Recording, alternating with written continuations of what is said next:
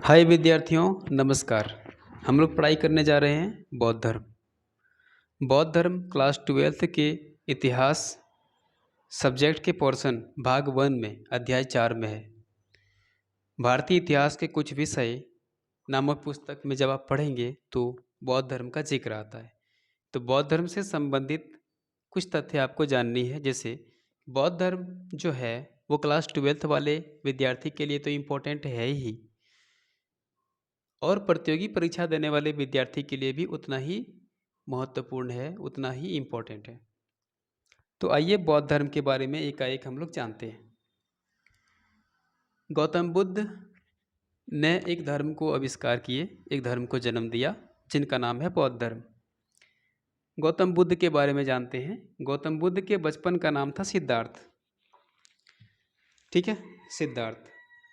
उनका जन्म 563 ईसा पूर्व में हुआ था। 563 ईसा पूर्व में हुआ था। वो शाक्य कुल में हुआ था, और जहाँ जन्म लिया उनका जगह का नाम था कपिल वस्तु। ठीक है, कपिल वस्तु। जब जन्म लिए थे तो उनका प्रतीक था कमल, इनकी कमल फूल खिला। जन्म का प्रतीक क्या है? कमल, कमल फूल। बचपन का नाम सिद्धार्थ, जन्म का प्रतीक कमल। कब जन्म लिया इन्होंने? 563 ईसा पूर्व में। किस कुल के थे? शाक्य कुल। और कौन सा जगह था? कपिल वस्तु था। कहाँ? कपिल वस्तु। लुम्बिनी में कपिल वस्तु है, जहाँ पर गौतम बुद्ध का जन्म हुआ था। इनके पिता का नाम शुद्धोधन था। पिता का नाम शुद्धोधन, माता का नाम महामाया। तो महामाया जब गर्भ धारण की थी तो गर्भ धारण का प्रतीक है हाथी। और ठीक 10 महीने बाद गौतम बुद्ध यानी कि सिद्धार्थ का जन्म हुआ। जब 7वां दिन, जन्म होने के ठीक 7वां दिन हुआ तो महामाया डेथ हो गई। महामाया चल बसी, और उनकी जो बहन थी, जो गौतम बुद्ध की मौसी है, नाम था प्रजापति गौतमी। प्रजापति गौतमी का नाम इसलिए रखा गया क्योंकि वो गौतम के वंश से था, गौतम के बिरादरी से था, इसलिए उनका नाम प्रजापति गौतमी रखा गया। जो गौतम बुद्ध का मौसी है, तो उन्होंने ही उनका लालन पालन किया, पालन पोषण किया। तो जब गौतम बुद्ध बड़े हुए तो उनको 16 वर्ष में विवाह कर दिया गया। और जब विवाह है, उनका प्रतीक है सांड। ध्यान रखिएगा, प्रतीक के बारे में पूछते हैं एग्जाम। जब उनका विवाह हुआ तो विवाह इनकी यौवन अवस्था का जो साइन है, जो प्रतीक है, वो सांड का प्रतीक है। 16 वर्ष में उनकी विवाह हो गई। किससे हुई? यशोधरा से हुई। यशोधरा को कई नामों से जाना गया है, जैसे कि बिंबा, गोपा, ठीक है, भद्र, कच्छना, यशोधरा के ही नाम हैं। और जैसे उनका उम्र 29 वर्ष होता है तो 29 वर्ष में ही उनका एक पुत्र जन्म होता है। उनका नाम है राहुल, और राहुल का अर्थ क्या होता है? बंधन। 29वां वर्ष में होता है। जो फैक्ट है वो आपको जानना है, इसके बाद हम लोग फिर आगे पढ़ेंगे। तो जैसे ही उनका बेटा जन्म होता है राहुल, वैसे ही उन्हें एक अलग अनुभूति होता है कि ये क्या हो गया, ये कितनी बड़ी घटना हो गई। तो उसी वर्ष क्या होते हैं? गौतम बुद्ध गृह त्याग करते हैं। और गृह त्याग का जो प्रतीक है वो है घोड़ा। क्या प्रतीक है? घोड़ा।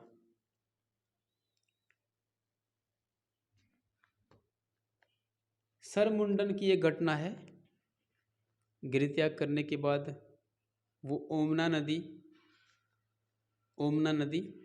वहाँ पर अपना सर मुंडन कराते हैं, माथा मोड़ते हैं, ठीक है, बाल खत्म करते हैं मुड़ा करके। और उनका एक गेरुआ वस्त्र है, जिनको बोलते हैं कसाय वस्त्र, ये धारण करते हैं। उनका साथी का नाम है चन्ना, घोड़ा का नाम है कंथक, और प्रथम गुरु जो है उनका नाम है अलार कलाम। ठीक है। ज्ञान प्राप्ति जो हुआ था वो 35 वर्ष की आयु में हुआ था। उस समय वैशाख पूर्णिमा था। पीपल वृक्ष या वट वृक्ष, दोनों वृक्ष इनके सांकेतिक तथ्य हैं जो ज्ञान प्राप्ति का एक लोगो, एक संकेत देता है। और ज्ञान प्राप्ति जो हुआ था उस स्थल का नाम था बोध गया। क्या नाम था? बोध गया। कौन नदी के किनारे है? तो निरंजना नदी के किनारे है बोध गया। ठीक है। और ज्ञान प्राप्ति होने के बाद जो प्रथम उपदेश दिया उन्होंने वो सारनाथ में दिया था। वो पहला शिष्य जो था वो था आनंद उपाली, और 80 वर्ष की अवस्था में उनका निर्वाण हुआ। वो महापरिनिर्वाण को प्राप्त हुए, और उसका जो साइन है, उसका जो चिन्ह है वो है स्तूप। ठीक है। कहाँ पर उनका मोक्ष हुआ था, कहाँ पर उनकी महापरिनिर्वाण हुई थी? कुशीनगर में। कहाँ पर हुआ था? कुशीनगर में। ओके। इन सब चीज़ों को हम लोग याद करेंगे, बेहतरीन तरीके से याद करेंगे। उससे पहले एक निगाह पढ़ लेते हैं, इसके बाद फिर हम लोग याद करने। ठीक है। गौतम बुद्ध जब ज्ञान प्राप्त करने की ओर आगे बढ़े तो उनका जो साथी था चन्ना, ठीक है, जब रात्रि को निकलते हैं चन्ना और गौतम बुद्ध, और जब सुबह होती है तो चन्ना के साथ वो वार्तालाप करते हैं। उस वार्तालाप करने के ही पार्ट का हिस्सा है वो है कि गौतम बुद्ध एक वृद्ध व्यक्ति को देखता है और चन्ना से पूछते हैं कि ये कौन है। तो चन्ना बोलते हैं कि झूठ बोल नहीं सकता, जो है वो वृद्ध व्यक्ति है। तो गौतम बुद्ध उनसे पूछते हैं कि क्या हम भी वृद्ध हो जाएंगे? तो चन्ना फिर कहते हैं कि झूठ नहीं बोल सकता, हर कोई वृद्ध होता है, आप भी वृद्ध होंगे, हम भी वृद्ध होंगे, और आपका जो बेटा है वो भी वृद्ध होगा, आपके पिताजी भी वृद्ध होंगे। इसके बाद राह पे चलते चलते एक बीमार व्यक्ति को देखता है, और बीमार व्यक्ति को देखने के बाद भी गौतम बुद्ध का मन खिन्न से भर जाता है। तो वो चन्ना को पूछते हैं कि ये कौन है? चन्ना बोलते हैं फिर वही कि यह बीमार व्यक्ति है। गौतम बुद्ध पूछते हैं कि हम भी बीमार होंगे? चन्ना कहते हैं हाँ, झूठ छुपाया नहीं जा सकता है, सब कोई बीमार होता है, आप भी बीमार होंगे। मृतक व्यक्ति को देखने के बाद भी गौतम बुद्ध का मस्तिष्क हिल जाता है, और अंत में देखते हैं वो भिक्षु, लेकिन भिक्षु को वो शांत देखते हैं, मौन देखते हैं, उनके चेहरे पर एक आभा दिखती है, न कोई तनाव, न कोई झंझट, न कोई दिक्कतें, उनको ये आभास होता है। तो गौतम बुद्ध का इन तीनों पर कोई ध्यान नहीं गया, उन्होंने इनका ध्यान लेना शुरू किया। भिक्षु बनने की राह पर वो चल दिए। भिक्षु कैसे बनेगा, इसकी प्राप्ति के लिए वो तरह तरह के शिक्षक के पास गए, जिसमें से पहला शिक्षक कौन थे? अलार कलाम। उन्होंने जो भी कहा वो किए, जैसे जैसे कहा वैसे वैसे किए, और 6 साल तक कठिन परिश्रम किए, 6 वर्ष तक कठिन परिश्रम किए। उरुवेला नदी, उरुवेला जगह का नाम है, जहाँ पर तपस्या करते करते उनकी हड्डी सूख गई, और अंत में उन्होंने ये भी समझे कि तपस्या करने के बाद और हड्डी सुखाने के बाद मुझे कुछ नहीं मिला। इसका मतलब है कि कहीं ना कहीं ज्ञान कुछ अलग बात है, अलग धारणा है, अलग चीज़ है। और ऐसे ही तपस्या और मेहनत करते करते जब उनको परिणाम नहीं मिल रहा था, परिणाम की ओर नहीं वो आ पा रहे थे, तब उन्होंने एक ही बार दृढ़ संकल्प होकर के निश्चय कर लिए कि जब तक मुझे इस रात, उस समय पूर्णिमा की रात थी, उन्होंने निश्चय कर लिए कि जब तक मुझे इस रात ज्ञान को प्राप्त नहीं होगा तब तक मैं उठूँगा नहीं। और एक बोधि वृक्ष, जिसको पीपल वृक्ष या वट वृक्ष कहते हैं, उसके नीचे वो बैठ गए, और बैठने के बाद एक दृढ़ संकल्प भरी, पूरी संवेदना के साथ, पूरा प्रयास के साथ उन्होंने ठान लिए, उन्होंने संकल्प कर लिए कि इस रात को मुझे ज्ञान उपलब्ध होना ही है, मैं इस रात को ज्ञान उपलब्ध करके ही रहूँगा। और होता भी यही है कि उन्हें ज्ञान उपलब्ध हो जाता है। जब से वो ज्ञान उपलब्ध हो जाते हैं तब से उनके जीवन में एक नई तरह की आभा और नई तरह की स्फूर्ति और नई तरह का धर्म का विकास होता है। तो ज्ञान होने के ठीक तुरंत बाद जो उपदेश देता है वो मामा घर में देते हैं अपना। और मामा घर कहाँ है उनका? मामा घर है श्रावस्ती में। श्रावस्ती जहाँ श्रावकों की बस्ती है। श्रावस्ती शब्द श्रावक से बना है और ये कौशल में है। कहाँ पे है? कौशल में है। तो सर्वाधिक उपदेश कहाँ दिए थे उन्होंने? कौशल में दिए थे। इनका प्रचार केंद्र कहाँ था? मगध था। और जो शासक अनुयायी बने बौद्ध धर्म के, गौतम बुद्ध के जो शासक में से अनुयायी बन गए थे, उसमें से 3 नाम हैं। एक है बिंबिसार, एक है प्रसेनजीत, एक है उदयन। और अंतिम उपदेश उन्होंने सुभद्र को दिया था। ये अंतिम उपदेश देने वाले। उनके जीवन से संबंधित जो प्रतीक है उनको भी ध्यान रखना बहुत जरूरी है। जैसे गर्भ का प्रतीक, गर्भ का प्रतीक हाथी है, जन्म का प्रतीक कमल है, यौवन का प्रतीक सांड है। जब 16 वर्ष की आयु में उनको शादी कर दिया गया था। गृह त्याग का प्रतीक घोड़ा है, घोड़ा का नाम था। ज्ञान प्राप्ति पीपल वृक्ष, समृद्धि शेर, ये इनके प्रतीक हैं। धर्मचक्र प्रवर्तन, धर्मचक्र प्रवर्तन चक्र से है।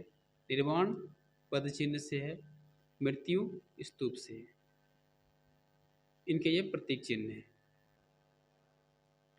आइए अब हम लोग समझते हैं कि बौद्ध धर्म इतना फेमस क्यों हुआ, इतना प्रसिद्ध क्यों हुआ। देखिए, सबसे पहली बात, बौद्ध धर्म ने एक बुद्धि की थी, एक होशियारी किया था। वो था द्वार सबके लिए खुला करना। मतलब कोई भी धर्म है जहाँ पर किसी तरह का भेदभाव नहीं होता हो, किसी भी व्यक्ति को हीनता, किसी भी व्यक्ति को नीच नहीं समझा जाता हो, हीन नहीं माना जाता हो, तो वो धर्म, उस धर्म में प्रवेश लेने वालों की संख्या बहुत ज़्यादा हो जाती है। बौद्ध धर्म ने भी कुछ ऐसा ही किया। क्योंकि बौद्ध धर्म जब पनपा उससे पहले हिंदू हिंदू धर्म था। और हिंदू धर्म में निम्न जाति के लोगों को, शूद्रों को प्रवेश देना वर्जित कर दिया गया था। महिलाओं को मंदिर में प्रवेश और अपने धार्मिक व्यवस्था में प्रवेश करना वर्जित कर दिया गया था।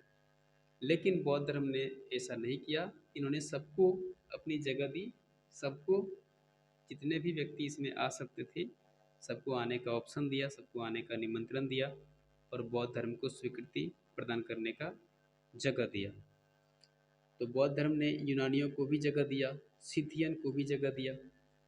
और बौद्ध धर्म का फैलाव इस तरह से बहुत सारे देशों में हुआ। बौद्ध धर्म को लाइट ऑफ एशिया कहा जाता है। और हिंदुस्तान जब भी बाहर जाता है बातचीत करने के लिए, तो वो कहते हैं कि हम बौद्ध धर्म की जननी भारत देश से आए हैं, जहाँ पर बौद्ध धर्म का जन्म हुआ, जहाँ पे बौद्ध धर्म की व्युत्पत्ति हुई।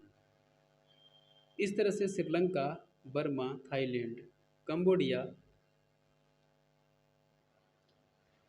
मध्य एशिया, चीन, Nepal, Tibet, Indonesia, Korea, Mongolia जैसे देशों में बौद्ध धर्म खूब फैला।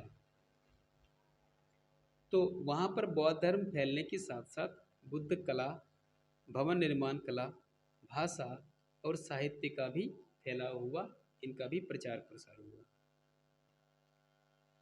बौद्ध धर्म तब ही नहीं, आज भी वर्तमान प्रासंगिकता में बने हुए हैं। जब जलवायु परिवर्तन की बात होती है और अंतर्राष्ट्रीय सम्मेलन किए जाते हैं, तो बौद्ध धर्म को लेकर के मुख्य प्रासंगिकताओं के बारे में कही जाती है। जब भारत के प्रतिनिधि विदेशी सम्मेलन में जाते हैं, जलवायु परिवर्तन, खासकर ग्लोबल वार्मिंग, हीट वेव बहने, असामयिक मौसम का आना, असामयिक वर्षा का होना, या फसल पैटर्न में जो पर्यावरणीय बदलाव आ रहे हैं उनको लेकर के बातें करना, तो यहाँ पर भी गौतम बुद्ध ने एक सिद्धांत, एक व्यवस्थाएं विकसित की है जो अभी भी काम आते हैं। तो इनके फेमस होने के पीछे इन सब चीज़ों का हाथ है। आइए अब जानते हैं कि बौद्ध धर्म के पनपने से पहले हमारे यहाँ हिंदुस्तान में किस तरह का माहौल था, किस तरह की हवा पानी थी। देखिए, कोई भी धर्म जब पैदा होता है, नया धर्म, इसका मतलब है कि पुराने धर्म में कुछ न कुछ दिक्कतें हैं। तभी जाकर के नया धर्म पैदा होता है। कोई भी नई संस्थाएं, नई व्यवस्थाएं पैदा होती है, उसके पीछे पुरानी धर्मों की कहीं ना कहीं कमी झलकती है। और वो कमी क्या था, आज हम लोग जानते हैं। देखिए, उस समय हिंदू समाज में, हमारे यहाँ जब गौतम बुद्ध धर्म का आविष्कार हो रहा था, जब व्युत्पन्न हो रहा था, उस समय क्या था कंडीशन। उस समय हिंदू धर्म में जो था वो कुप्रथाएं और अंधविश्वास खूब फैली थी। कुप्रथाएं और अंधविश्वास खूब फैली थी। और धार्मिक क्षेत्र में ब्राह्मणों का आधिपत्य था। धार्मिक क्षेत्र में ब्राह्मणों की पकड़ थी। क्या था? प्रशासन। सबसे पहले देखते हैं प्रशासन। अब प्रशासन में, संपूर्ण राज्य में प्रशासन का ध्यान आकर्षण का केंद्र बिंदु कौन था? ब्राह्मण था। कौन था? ब्राह्मण था। और यज्ञ जब भी होता था, जैसे कि अश्वमेध हो गया, राजसूय हो गया, इसमें पशु बलि खूब होती थी। पशु बलि खूब होती थी। और पशु बलि के साथ साथ सोमरस। सोमरस क्या है? तो यह एक प्रकार का शराब है, जैसे कि पहले के दौर में शराब सोमरस को ही बोला जाता था। तो ब्राह्मणिज्म क्या करते थे कि सोमरस को खूब पीते थे। ठीक है। और उनसे बहुत अनैतिक काम भी होता था। उनका आचरण अनैतिक था, उनका आचरण विचार शून्य था, उनको अंधविश्वास में खूब रुचि थी। कैसे किसी को झांसा देकर के वशीभूत किया जाए। ठीक है। जैसे कि मंत्र का उच्चारण करना वशीभूत करने में, मंत्र औषधि के रूप में प्रयोग करना, मंत्र रोजमर्रा के काम में उपयोग करना, और क्रूरता का जीवन मंत्र में करना। तो इस तरह की दिक्कतें वहाँ पे हो रही थी। तो ये सारे जो हैं वो उस समय विद्यमान थे, जो किसी की समझ से बाहर थी। पता नहीं ये क्या है। ब्राह्मण लोग बोलते थे कि जो आप जप करोगे, अगर आपको मोक्ष पाना है, ईश्वर को पाना है, तो आपको चारों ओर 5 अग्नि देना पड़ेगा और बीच में आपको बैठना पड़ेगा। आप जलो, तपो, गर्मी सहो, इससे कोई नहीं। आप अपने देह को जलाओ और जलाने के बाद आपको मुक्ति मिलेगा, आपको मोक्ष मिलेगा। तो ये सारी चीज़ें समझ से परे थी। सिर पर खड़ा होना, लोग पाँव पे चलता है, ये सिर पर खड़े होने की बात करते हैं, शीर्षासन। एक टांग में खड़े रहना, तो ये सब कहीं ना कहीं शारीरिक कष्ट को दिखाता है। उपवास करना, शरीर को सताना, एक तरह का कष्ट है। निर्विचार था इन सब चीज़ें, कोई इसमें कोई विचारधारा थी नहीं। ठीक है। इसका मतलब ये था कि यहाँ पर शास्त्र और सूत्र जो था वो सामान्य आदमी के समझ से परे था, सामान्य आदमी की समझ से बहुत बाहर थी। धन का पतन हो रहा था, और धन का पतन ही ब्राह्मण के जो है नैतिक विचार में पतन का कारण बना। क्योंकि जब व्यक्ति बहुत धनी होता है तो ऐश्वर्य आराम, जैसे कि आप इटली का जब रोम का इतिहास पढ़ेंगे तो आपको पता चलेगा कि वहाँ पर पोप और रोमवासी कितने विलासितापूर्ण जीवन में लीन थे। वैसे ही हमारे यहाँ पर हो गया था। और यहाँ जाति प्रथा भी थी। जाति प्रथा में वैश्य, दलित और क्षत्रिय, इन सबको ब्राह्मण ने सबसे नीच माना था, क्योंकि वैश्य व्यापार में सबसे आगे थे। क्षत्रिय देह बल में, शारीरिक ताकत में आगे होने के बाद भी ब्राह्मण को नीचा दिखाता था। और बौद्ध धर्म में क्या था कि सबको जगह मिलता था, चाहे आप शूद्र हों, दलित हों, आप क्षत्रिय हों, आप ब्राह्मण ही क्यों ना हो, सबको जगह मिलता था। आप स्त्री पुरुष क्यों ना हो, आप ऊंच नीच भेदभाव इस तरह से नहीं होता था वहाँ पे। ठीक है। जाति पाति की बातें वहाँ पे चलती ही नहीं थी। दूसरी बात कि उसमें हिंदू धर्म में जो शिक्षा का माध्यम था, जो लैंग्वेज का माध्यम था, वो था संस्कृत। और संस्कृत क्या होता है कि सामान्य व्यक्ति की समझ से परे की बात हो जाती है, सामान्य व्यक्ति उन्हें समझ नहीं पाते। और बौद्ध धर्म ने क्या व्यवस्था किया गया था, उनकी भाषा अलग थी। भाषा थी पाली। कौन भाषा थी? पाली भाषा थी। किसी भी जात पात के आदमी को वो सिलेक्ट कर लेता था। और उनकी शिक्षा सरल थी, सामान्य लैंग्वेज में थी। जैसे कि यदि आपको अपनी मातृभूमि वाली लैंग्वेज में कोई इतिहास बताए, हिस्ट्री बताए, तो आप कितनी जल्दी उसको एक्वायर कर पाएंगे, उसको कितनी जल्दी समझ पाएंगे। और जबकि फारसी अरबी भाषा में आपको बताए वही चीज़ तो आप समझ नहीं पाएंगे। वैसे ही समझिए कि जैसे हम सबके लिए फारसी अरबी हिब्रू भाषा समझ से परे है, बिल्कुल नवीन है, वैसे ही हिंदू धर्म में संस्कृत भाषा बहुत नवीन भाषा थी जो किसी की समझ से बाहर थी। और बौद्ध ने क्या किया, बौद्ध धर्म ने क्या किया कि इस भाषा को सिंपल रखा, इस भाषा को सरल रखा, सरल। और भाषा क्या थी, पाली भाषा थी। और पाली भाषा स्थानीय भाषा वहाँ की होती थी, एक लोकल लैंग्वेज होता था पाली भाषा। कैसा होता था, एक लोकल लैंग्वेज होता था। ठीक है। इन्होंने मित व्ययिता अपनाया, और मित व्ययिता का अर्थ होता है कम खर्चा। किसी भी धर्म में खर्चा अगर कम हो तो वहाँ पर सहजता से, आराम से कोई भी प्रवेश पा सकता है। ये विस्तार के कारणों में से एक था। और सबसे बड़ी चीज़ था गौतम बुद्ध का व्यक्तित्व, उनका खुद का पर्सनैलिटी, जो बौद्ध धर्म के विस्तार का कारण बना। और राज्य की संरक्षण में इनकी राजाओं ने जो सहयोग दिया था, जैसे अशोक हो गया, कनिष्क हो गया, हर्ष हो गया, इन्होंने अपने अपने जीवन शैली में राजा बनकर खूब बौद्ध धर्म को योगदान दिया, खूब बौद्ध धर्म को संरक्षण दिया, प्रोटेक्शन दिया। और इतनी संरक्षण देने के बाद ही बौद्ध धर्म अपनी चरम सीमा में जाके पहुंच गया। आइए अब हम लोग जानते हैं बौद्ध धर्म के अष्टांगिक मार्ग क्या है। उनके 8 मार्ग हैं, 8 पाथ, 8 मार्ग, वो क्या है। तो 8 मार्ग को सबसे पहले उन्होंने प्रज्ञा स्तंभ में तोड़ा। किसमें, प्रज्ञा स्तंभ में, फिर शील स्तंभ में, फिर समाधि स्तंभ स्कंद में। प्रज्ञा स्कंद, शील स्कंद, समाधि स्कंद। तो इसमें सम्यक दृष्टि कहा गया है। और सम्यक दृष्टि का मतलब होता है एक बैलेंसिंग व्यूज, बैलेंसिंग वाच। सम्यक संकल्प, ये भी बैलेंस की बात करता है कि संकल्प भी लो तो सम्यक लो। सम्यक वाक, सम्यक कर्म, सम्यक जीविका, सम्यक व्यायाम, सम्यक स्मृति, सम्यक समाधि। यहाँ पर सम्यक शब्द का जो प्रयोग किया गया है, बड़ा अच्छा शब्द है ये। सम्यक बैलेंसिंग अप्रोच के बारे में कह रहा है। ठीक है। इसे सम्यक वाक का मतलब होता है कि आप उतना ही बोले जितना जरूरी है, अनावश्यक नहीं बोलना। तो ये सम्यक वाक में आता है। सम्यक कर्म का मतलब क्या होता है, स्वयं कि आप उतना ही काम करें जितना आवश्यक है, जितना अति आवश्यक है, बिना आवश्यक की आप कर्म न करें। तो ये बातें यहाँ पे है। अब आते हैं बौद्ध संगीति। बौद्ध संगीति का आयोजन किया गया था। संगीति का मतलब बैठक होता है। बौद्ध की धर्म को अपग्रेड करने के लिए जो बैठक किया गया था वो है बौद्ध संगीति। तो सबसे पहले 483 ईसा पूर्व में राजगृह में महाकाश्यप की अध्यक्षता में एक बैठक किया गया था।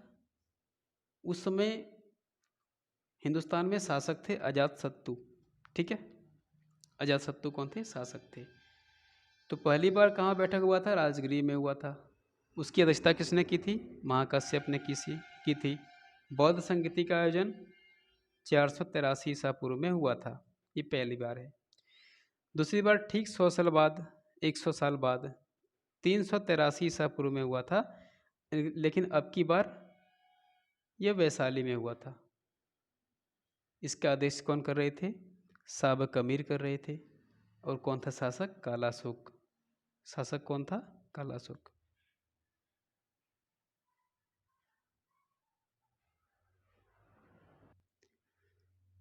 दो 250 ईसा पूर्व में पाटलिपुत्र में ऐसे ही बौद्ध संगीति का आयोजन किया गया, जिसका अध्यक्ष मोगलीपुत्र ने किया। और उसमें शासक कौन था, अशोक था। और 98 ईस्वी में कुंडलवन नामक जगह पर वसुमित्र की अध्यक्षता में, जो उस समय का शासक था कनिष्क, तो उस समय बौद्ध संगीति का आयोजन किया गया था। अब आते हैं महायानवाद। महायानवाद क्या है। देखिए, बौद्ध धर्म ने कई सारी बातें कही है अपने अनुयायियों को। तो उन सारी बातों के साथ साथ बौद्ध धर्म ने निर्माण करने के 3 मार्ग भी बताए थे। उन तीनों मार्गों में से एक मार्ग जो है वो है महायान। लेकिन समझना है कि मार्ग क्या था। पहला मार्ग था उनका उनका नाम है अरहत यान। क्या नाम है? अरहत यान। अरहत यान ये कहता है, बोलता है कि तुम दूसरों की चिंता छोड़ो, अपनी चिंता में लगो, स्वयं को देखो, दूसरों को छोड़ो। इसका मतलब ये इंट्रोवर्ड होने की बात कर रहे हैं, और जो इंट्रोवर्ड होते हैं उसको बोलते हैं अरहत यान। ठीक है। दूसरा रास्ता था इनका प्रत्येक बुधायन। प्रत्येक बुधायन, इसमें इंट्रोवर्ट भी होने की बात कर रही है और एक्सट्रोवर्ट भी होने की बात कर रही है। मतलब अंतर्मुख और बहिर्मुख दोनों की बात कर रही है। जो स्वयं के साथ दूसरों को भी देखे, स्वयं की भलाई चाहे, दूसरों का भी भलाई चाहे, स्वयं का मोक्ष चाहे, स्वयं को ज्ञान चाहे, दूसरों का भी ज्ञान चाहे। इसका मतलब है कि खुद भी बदलना है और दूसरों को भी साथ लेके चलना है, उन्हें भी बदलना है। तो इसको बोलते हैं प्रत्येक बुधायन। और तीसरा है स्वयं को छोड़ो, दूसरे के लिए जीना है। जब स्वयं को छोड़ते हैं, दूसरे के लिए जीते हैं, तो इसको बुधायन कहते हैं। और बुधायन का मार्ग जो है वही महायान वाली मार्ग है, वही महायान वाली मार्ग है। ठीक है।